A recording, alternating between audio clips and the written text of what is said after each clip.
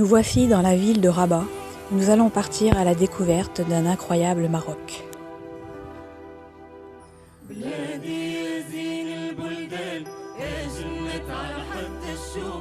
Aux côtés de Henri Bureau, représentant des incroyables comestibles de la ville d'Albi, en France, nous sommes allés à la découverte des premières actions des incroyables comestibles au Maroc.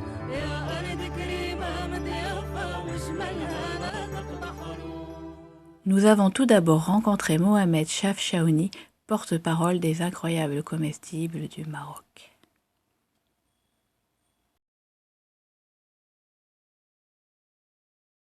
Bonjour. Mon nom c'est Mohamed Chafchaouni. Je suis retraité depuis 8 ans. Et depuis, j'ai investi mon temps dans l'associatif.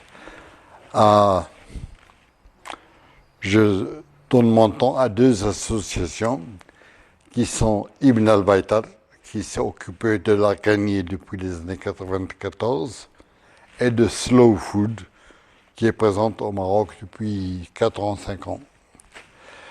Et donc, au mois de septembre dernier, j'ai fait la connaissance des incroyables comestibles à travers la page Facebook de François Rouillet, qui m'a tout de suite accepté. Et j'ai trouvé que, avec les incroyables comestibles, c'est un complément de travail des jardins potagers de Slow Food. Donc j'ai trouvé l'idée extraordinaire et depuis je me suis investi avec mes amis de Slow Food à développer les incroyables comestibles au Maroc. Bien sûr, pour le moment, on n'a pas encore mis des bacs potagers dans les villes et on a jugé utile et nécessaire de commencer par le rural. Et notre choix s'est orienté vers une commune qui est à 50 km de Rabat, où nous avons trouvé une jeune association qui a tout de suite adhéré à la philosophie des incroyables comestibles. Et cette association travaille pour un douar où il y a une 60aine de familles. Et ces 2 familles ont un besoin dans l'agriculture potagère. Donc, on a travaillé ensemble, l'association des jeunes agriculteurs Slow Food Maroc et les incroyables comestibles, pour rehausser le niveau de vie de ces familles, de les inciter à cultiver et avoir leur propre suffisance alimentaire. On a commencé par un kéhol, un petit jardin, depuis le mois de septembre, et actuellement on a inauguré et on a réalisé avec l'aide de Henri et de votre aide le 18e kéhol qu'on a fait ensemble samedi dernier. Au-delà des jardins potagers, des kéhols et des incroyables comestibles, cette idée a créé au sein de ce douar, entre les familles, une cohésion qui est un fruit en attendant le fruit des potagers. Et le fruit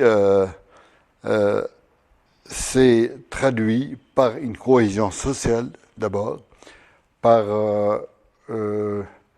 l'arrivée de d'autres douars qui sont joints à ces familles, un premier, un deuxième, un troisième. Donc, tout de suite après, ils ont compris que, avec ce nombre de 3 douars, de 200 familles, ils constituent une force. Et cette force peut aller très loin en cohésion sociale, entre familles et entre douars. Et puis, une force pour connaître un petit peu leurs problèmes, pour découvrir le problème et les origines de leurs problèmes, parce que, comme je vous ai dit, C'est des douars où il n'y a ni eau ni électricité et ils sont vraiment classés. Il y a une école, bien sûr, une école dans un état lamentable.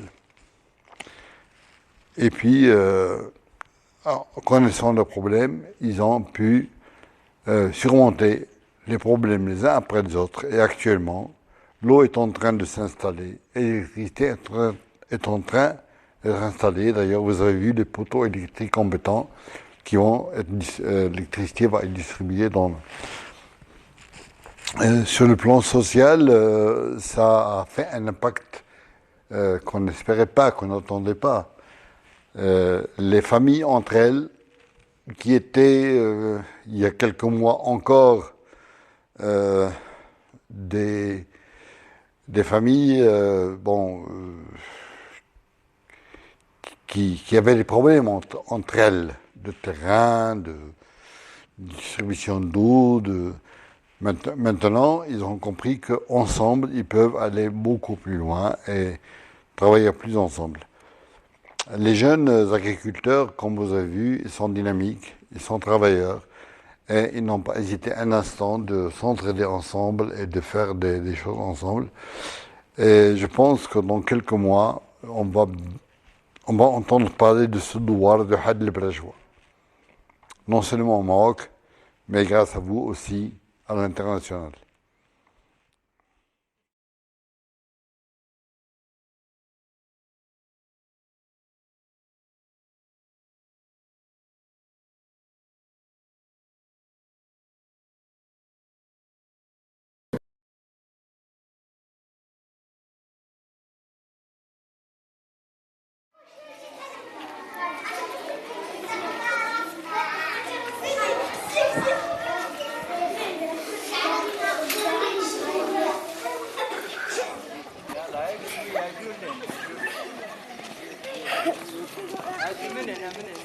ما تخربيش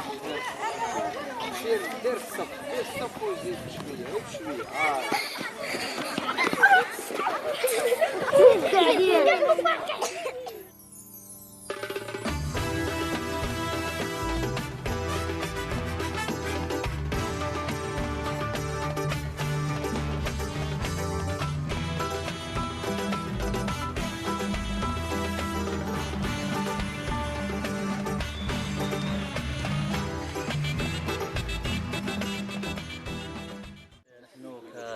فلاح المعاصر شاركنا مع جمعية السلف والمغرب.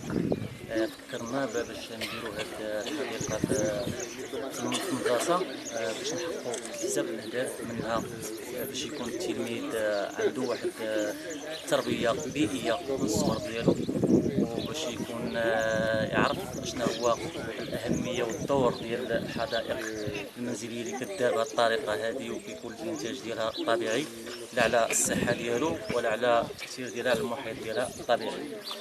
من طبيعة الحال منا بدينا الفكرة واقتنعوا الإخوان في الجمعية واقتنعوا الناس بهذه الحدائق هذه اللي درناها في مناطق أخرى، وكانت هذه هي الحديقة رقم 18 على أساس باش نوصلوا إن شاء الله واحد 60 حديقة منزلية. بدا تيبان لنا بأن التلميذ بدا تيستوعب هذه الفكرة هذا، والدليل على الكلام ديالي هذا هو أن ما اكتفيناش غير بهذه الحديقة اللي كتشوفوا بهذه الطريقة، وانما التلاميذ بداو تيديروا مجهودات اخرى هنايا من الوراء ديال المدرسه، اساتذه كذلك. اذا هاد النتيجه هذه بدات كتشجعنا باش التجربه تنتقل للمدارس اخرى. دابا ان شاء الله عندنا واحد اتفاقيه مع اكثر من 5 مدارس في المنطقه ديالنا، اللي كلهم ان شاء الله غادي تكون عندهم بحال هاد التجربه هذه، وهذا تيخلينا حنايا نكونوا مطمئنين لهذا العمل هذا، لانه تيصب في مصلحه الانسان بصفه عامه، تيصب في مصلحه البيئه، تيصب في مصلحه باش ان شاء الله نزيدوا نطوروا هذا المشروع هذا في المنطقه. من طبيعه الحال هذه الفكره هذه ما كانتش الخيال ديالنا، وانما كانت بمجهود ديال الناس الشرف ديال الاخوه اللي تيتجهوا تيخدموا في هذا المجال هذا. الور كما قلت لكم في الاول، يعني اذا كانت الحدائق هذه كدار بهذه الطريقه هذه اول مره في المغرب، فبقدر ما هو شرف لينا، بقدر ما هي واحد المسؤوليه موضوعات على عاتقنا باش نحاولوا ما امكن اننا نديروا واحد العدد كبير، نشرحوا شنو الدور ديالها، شنو الاهميه ديالها. مثلا اليوم ما عرفناش شي حوايج ما كناش كنعرفوهم عليهم زيادوا في الافكار ديالنا اللي غيسهلوا علينا ان شاء الله العمل في المستقبل. وشكرا. ميرسي.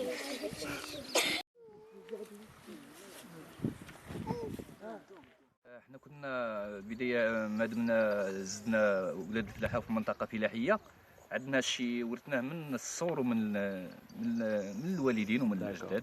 Puisque c'est un garçon de la campagne, il est né ici, il a commencé avec ça. Donc depuis son jeune âge, il a commencé à planter des fruits, des arbres. Et c'est pour ça qu'il s'est habitué à faire ce travail-là. Donc la deuxième question. Et après, donc, comment le projet avec Slow Food s'est venu? واش نتوما دايرين شي شراكه مع سلو فود ولا مع اكرويب كوميسي؟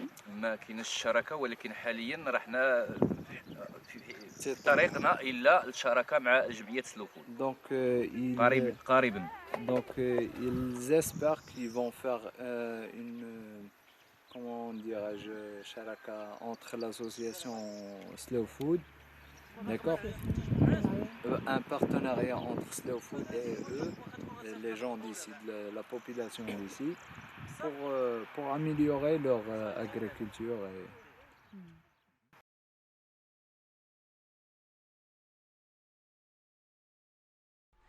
Bonjour, je m'appelle Henri Bureau, je représente ici les Incroyables Comestibles France et nous sommes venus dans les environs de Rabat voir ce que nos amis ont déjà entrepris avec beaucoup de détermination et de réussite, mais nous allons essayer d'améliorer un petit peu la technique qu'ils ont mise en place.